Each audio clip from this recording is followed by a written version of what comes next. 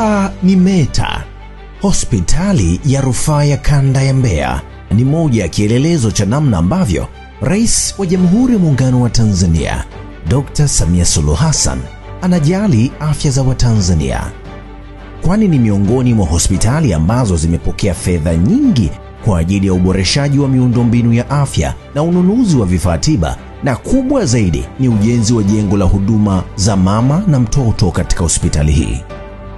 Kuna jengo la mama na mtoto katika hospitali yetu ya kanda, zaidi ya bilioni 16 zimetumika kujenga jengo hilo, na hivi sasa lina vitanda zaidi ya 200, ambapo wananchi kutoka ndani ya nchi ya Tanzania hata nchi za nje, kwa maana Zambia na Malawi, wanakuja wanatibiwa katika hospitali ya kanda ya mama na mtoto. Hapo awali wananchi walikuwa nalala chini ya sakafu wakati ambapo rais wetu Dr. Samia Suluhu Hassan hajajenga hiyo miundombinu. Kwa hiyo walianza kujenga miundombinu zaidi ya bilioni 16 zilizotumika. Hapo awali wazazi wetu walikuwa wanakwenda kujifungua, wanakaa foleni, wengine wanatandika mikeka chini wakisubiria kwenda kupata vitanda kuja kujifungua. Lakini sasa hivi tuna vitanda, hili jengo jipya tuna vitanda zaidi ya 200, na jengo la zamani tuna vitanda zaidi ya 200. Kwa jumla vitanda zaidi ya 400, watu wanajifungua kwa wakati mmoja.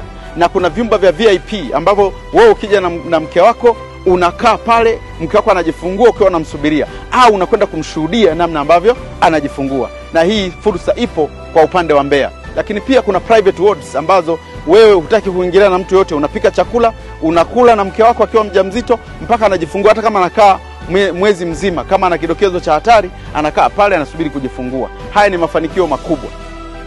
Kukamilika kwa jengo la mama na mtoto katika hospitali hii kumeondoa kabisa adha ya huduma duni za uzazi katika mkoa wa Mbeya.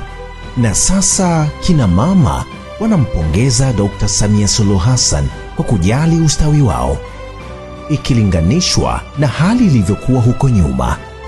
Namshukuru Mungu kwa sababu mama namuona alivyo mnyenyekevu, anapenda afya za watu, anapenda afya ya mama na mtoto.